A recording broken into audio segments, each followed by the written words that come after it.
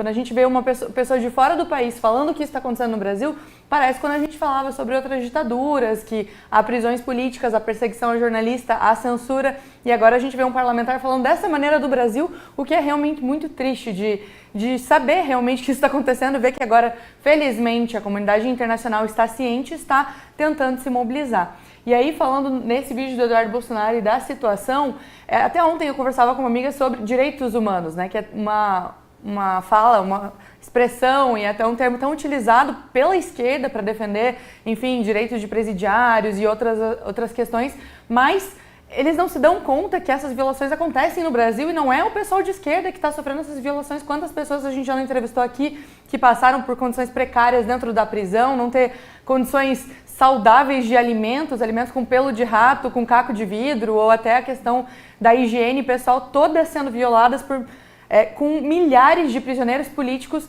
nos dias de hoje no Brasil. É sobre isso que o Eduardo Bolsonaro fala, é sobre isso também que o outro parlamentar dos Estados Unidos fala, sobre tudo isso está acontecendo para a perseguição do opositor político Jair Bolsonaro. O Moraes não vai descansar até ter o Bolsonaro atrás das grades, o que é extremamente preocupante, porque isso é o que se faz em ditadura, perseguição de todos aqueles que vivem ao redor de um opositor político até a destruição desse opositor político. E no Brasil quem faz isso é o judiciário decidindo quem vai para a cadeia, decidindo quais veículos censurar, decidindo, enfim, tudo o que pode acontecer para dar fim a um lado político, que é o Bolsonaro, e agora é o Eduardo Bolsonaro como segundo. Então é grave, é sério e a gente tem que falar mais sobre isso e espero também que a mídia tradicional venha a falar essa narrativa, porque está sendo algo insustentável, não dá mais para passar pano nessa narrativa do Alexandre de Moraes, porque ele está violando tudo o que pode ser violado. E também quando a gente fala em censura é bom resgatar um pouco do tempo que eu acho que é um dos principais pilares que os Estados Unidos está preocupado, já que desde 2019 o Alexandre de Moraes vem perseguindo veículos, vem perseguindo opositores, censurando rede social. A questão do X foi muito, muito grave, realmente, a gente ficar mais de um mês sem Twitter no Brasil, num mês eleitoral, em que o debate público é tão necessário para a eleição de pessoas. Esse foi um argumento que o Moraes colocou na sentença dele, que ele iria derrubar o Twitter porque isso poderia intervir na eleição. É evidente que pode intervir, é evidente que a livre circulação de informações, ela é um aspecto que traz, sim, diferença nas eleições. Ou agora a gente vai proibir reunião de pessoas também para não se falar sobre política. É surreal tudo isso que a gente vive no Brasil, tudo isso liderado por Alexandre de Moraes. Agora os Estados Unidos está se manifestando. O que falam também é sobre a Lei Magnitsky, que é uma lei nos Estados Unidos que aplica sanções a pessoas que violam direitos humanos. E as sanções são o bloqueio de bens, que eventualmente podem estar no exterior, e bloqueio de contas bancárias, se eventualmente tiver essas leis no exterior. Eu falava também com o Guilherme aqui que essas sanções não parecem ser muito fortes ao Alexandre de Moraes, porque ele pode continuar vivendo aqui no Brasil, às vezes não tem bens, ou se tem bens deve ter outros bens no Brasil ou em outros países. Então qual que é o recado que fica disso? Ele perseguir Eduardo Bolsonaro fora do Brasil não é sobre o Eduardo Bolsonaro, é sobre aqueles que estão no Brasil, é sobre nós que falamos, nos manifestamos, trazendo a nossa opinião aqui. Quantas pessoas já não foram perseguidas por trazer opinião nas redes sociais ou em jornais? É sobre vocês que acompanham também, que tem um lado certo. Então, eu acho que isso é mais um recado de medo que o STF está trazendo para a população normal, mostrando o tamanho do poder e influência que o STF tem contra aqueles que discordam deles. Ou seja, vocês, nós que não temos medo de nos manifestar, por enquanto, né? Porque a gente não sabe até onde vai essa escalada.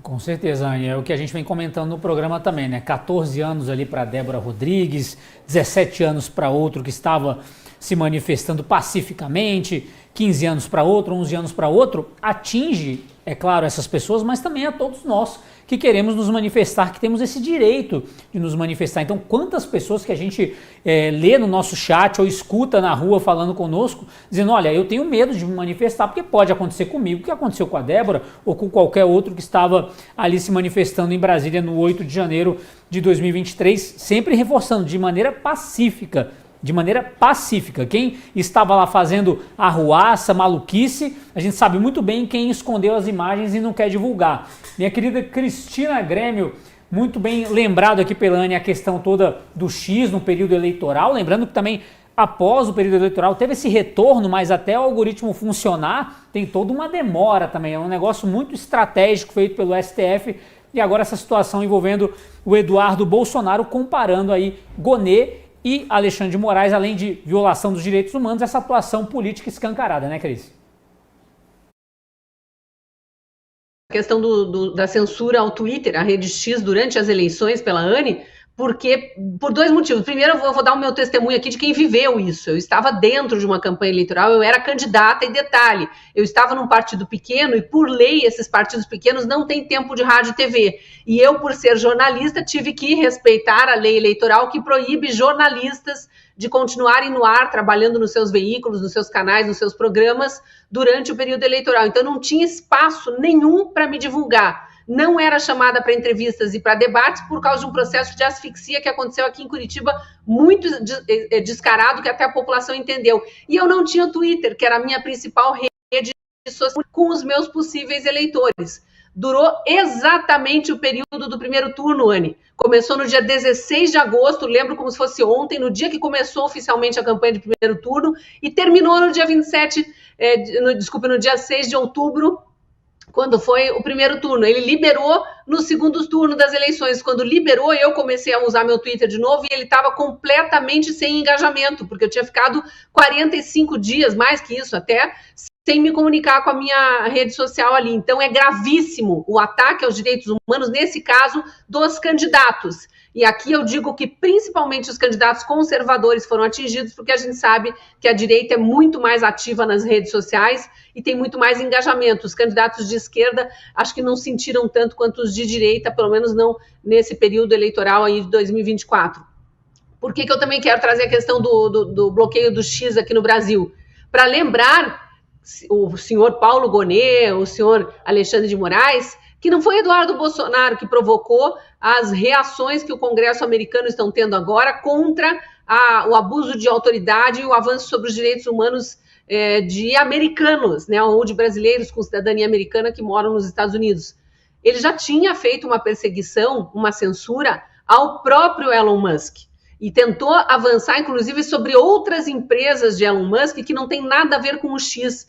De novo, numa clara tentativa de criar crimes que não existem no nosso Código Penal e de avançar sobre legislação americana. Foi por isso e por tantas outras atitudes tirânicas sobre brasileiros que têm cidadania americana, como é o caso daquela brasileira casada com um americano que mora em Miami, teve o Twitter derrubado, foi censurada, pedido de passaporte cancelado, todas essas barbaridades aí, foram essas denúncias que originaram as ações que agora o Marco Rubio e os deputados americanos estão comentando. Então, é insano o que acontece aqui no Brasil, porque além deles abusarem de autoridade, avançarem sobre as nossas liberdades, eles inventam leis toda hora. E para mostrar o nível da tirania, estava lendo aqui a matéria mais recente da Gazeta do Povo sobre o assunto. Moraes abre inquérito contra Eduardo e manda a Polícia Federal interrogar Jair Bolsonaro.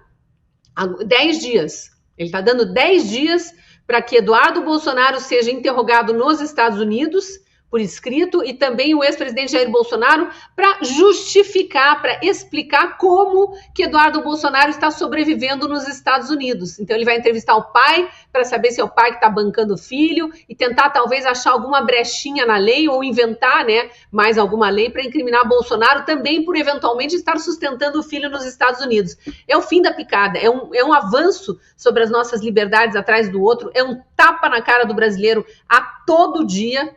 E a gente não vê nem o Senado, que deveria ser o revisor dos demais poderes, o fiscal dos demais poderes, a gente não vê nem o Senado atuando e nem a imprensa, que deveria ser meio que porta-voz da sociedade, estar aí para denunciar o que está errado. A grande maioria dos jornais, dos grandes jornais, infelizmente está não só calada, como conivente com essa tirania da toga. E quando eu falo jornais, são rádios, TVs e jornais tradicionais. Nós somos uma ilha aqui no meio dessa grande imprensa, por isso que eu não gosto de falar também de velha mídia, porque a Gazeta tem mais de 100 anos e é um jornal antigo, mas muito respeitado justamente por ser fiel à verdade. Não se pode calar diante de abusos de autoridade como a imprensa faz. Isso é conivência e isso sustenta esse estado de exceção que existe hoje no Brasil.